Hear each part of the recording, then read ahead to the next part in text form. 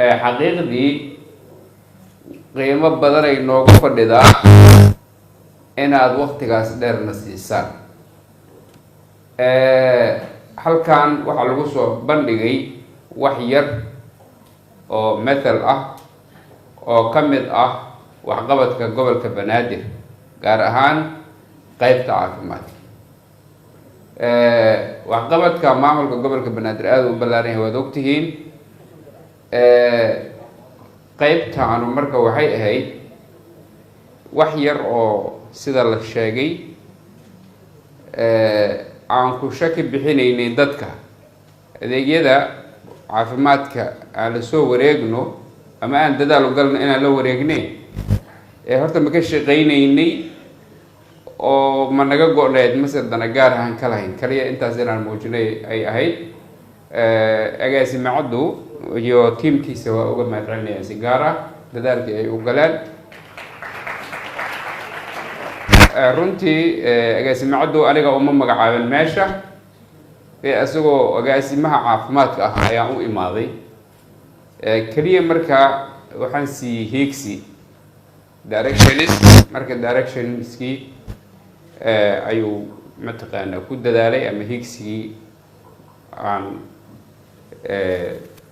u tilmaanay ayuu dadaal dheer u galay wax badanna waa soo qabtay wax badanna waa ka dhiman yihiin oo ay ka mid tahay arrinta fayadhowrka ama xagga public health-ga activity naga dhiman waaye waa bilowday laakiin wax badanaa nooga dhiman ma aha caafimaadka keliya qeybaha uu ka kooban yahay maamulka gobolka banaadir ayaan hay-ad walba hiigsi siinay cid gaartayna way jirtaa oo meel fiican ay gaarsiisay cid aan gaarin oo gaari weydana way jirtaa laakiin cid oo rajo dhigtay ama fashilatay ma jirto alxamdulilah maxaa yeelay ciddaan u aragnay inay gaabinayso waa guubaabinaynay waa garab istaagaynay si ay u guulaystaan marka inay guulaysan waayaan ama ay gaari waayaan kuma ceebeynayni inay gaari karaanan u sheegayni marka waxaan matelnaa yani banaadir waxaan matelnaa caasimadii in la yiraahdo yani capacity male ama awood u male inay mataqaanaa waxaas gaaraan waxay ceeb ku tahay dalka oo dhan ay ceeb ku tahay maxaa yeelay muqdisho waa caasimadii dalka waad ogtihiin maba jirin tacliim caali ama marka tacliin sare ma jirin Soomaaliya oo dhan oo aan muqdisho ahayn marka meeshii yani teknolojiyada iyo cilmiga iyo dikriyada loo soo doono lahaa capacity male ee baadiyaha capacity leh oga wax lagu qoslo waa taas marka tacliintu halkaanay ka faaftay way socotay maanta alxamdulilah halkaan waa guulaysatay oo gobolladii ayaa jaamacada ka furan yihiin ma jirin marka meesha keliyaho dalka oo tacliim alcaali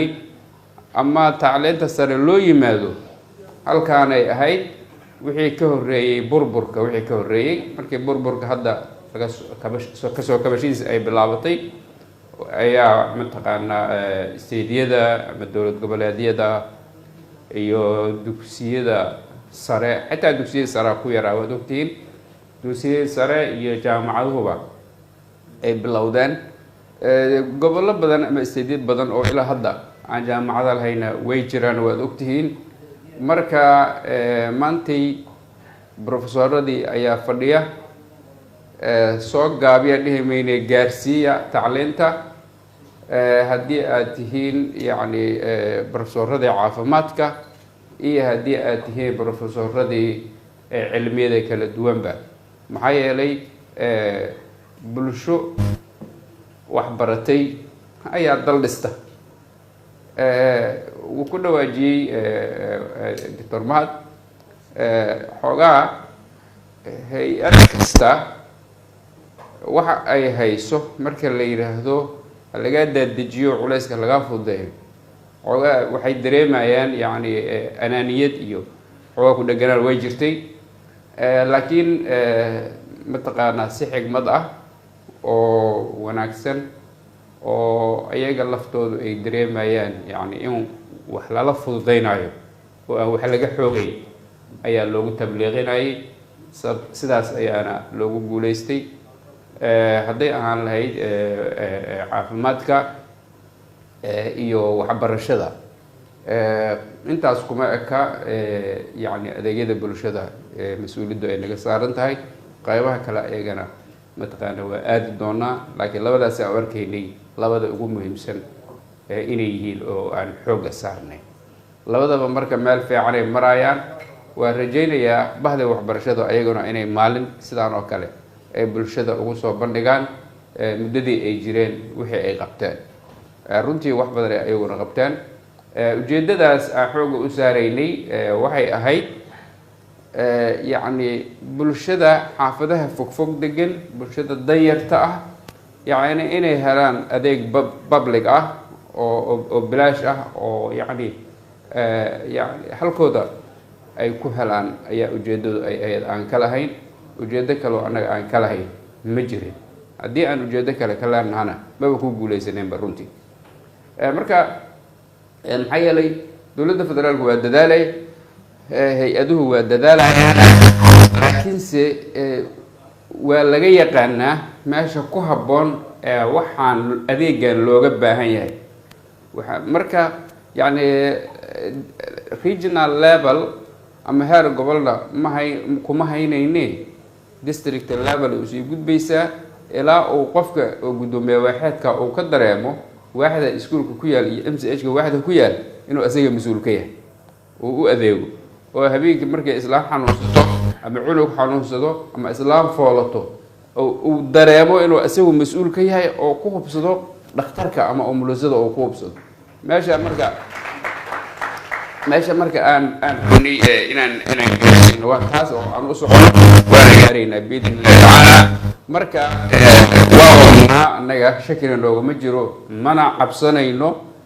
inaan yacni ka mira dhalino hadafkeena isaga maxaa yeelay waxaan haysanaa brofesoradan dadkaan wax bartay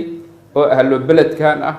oo garabkeena taagan marka sabab a capacitydeen u yaraato ma jirto marka annagoo aqoontiina iyo kartidiina iyo dadaalkiina ku tashan ayaan hiigsigeena muujisanaynaa waana ku soconaynaa yacni muxuu yidhi agaasimaha wuxuu yidhi xoogga isii marka xoogga isiyaa noo joogta annaga xoogga isii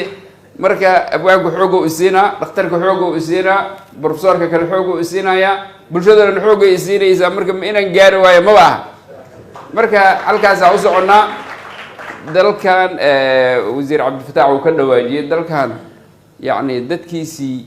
waa joogaahe way yara caajisan yihiin inay caajiska ka baxaanaa rabaa oo ay lahaansho dareemaan dalka annagaa leh dadkana inagaa leh yay tahay cidda aan la sugayno inay noo horumariso waa inaan annaga horumarsano waa inaan kuweena dayacan aan dar yeelano annaga oo bulshadeennan aan gaarsiino waddankeennan aan gaarsiino waad ogtihiin dhismooyinaa socda magaalada waa dhismaysaa yacni qashin badanaa yaalay ma yaalo waa laga shaqeeyey yacni waddooyin badanaa burbursana waa la dhisay yacni ma aha waxaa laga shaqeynaya caafimaadka keliya qayb kastoo bulshadu u baahan taha ayaa laga shaqeynaya marka yacni adeegyadii bulshada amba ambalansooyinkii ama dabdamisyadii way jiraan challenge xoog leh oo xagga dhaqaalaha ah laakiinse yacni ma niyad jabayna waa soconaynaa ilaa aan ka gaarno in yacni waax kasta oo degmo ka mid ah ee ambalansooyin iyo dabdamisyo ku filan ay yeelato marka higsigeenu kaas waaye marka dhaqaatiir ku filan iyo mataqaanaa public health ku filan iyo mataqaanaa ambulance ku filan iyo mataqaana dabdamis ku filan yacni biyo ku filan koronto ku filan yacni xaafad kasta meeshaan u socono taas waaye waana aaminsanahay inaan waqti dhow gaarayna biidn illah magaaladan marka يعني 3 مليون ولا سكيرة لو كونيو سجال 3 مليون على شيء ولا 3 مليون على شيء نعم مركا 3 سجال با بلشدو waa badan tahay marka يعني wixii ka dhimana siyaasiyiinteeda raadinaya oo xagga siyaasadda uga dhiman wixii caafimaadka uga dhimana waa joogan bahda caafimaadka joogta wixii tacliimana kama badhina oo hadda tacliin laga waayay muqdisho iyo xamar filmay in Soomaaliya meel kale laga raadinayo waa dhici kartaa in wadamadan xagga tacliinta naga horeeyay aan u xareysano oo wax ka soo korsano waa suuragal taasna marka ayadana dadaalkeeda galeyna waa idinku dheereeyay iga raal ahaada in badan waxaan rabaa si gaar ah inaan ugu mahad celiyo yani wasaaradda caafimaadka iyo la taliyaasheeda iyo guud ahaan dhaqaatiirta arrintan aad iyo aad uga soo shaqeeyay oo garab istaagay maamulka gobolka Banaadir waaxdiisa caafimaadka guud ahaan markale ayaan idin mahad celinayaa. Wassalaamu calaykum.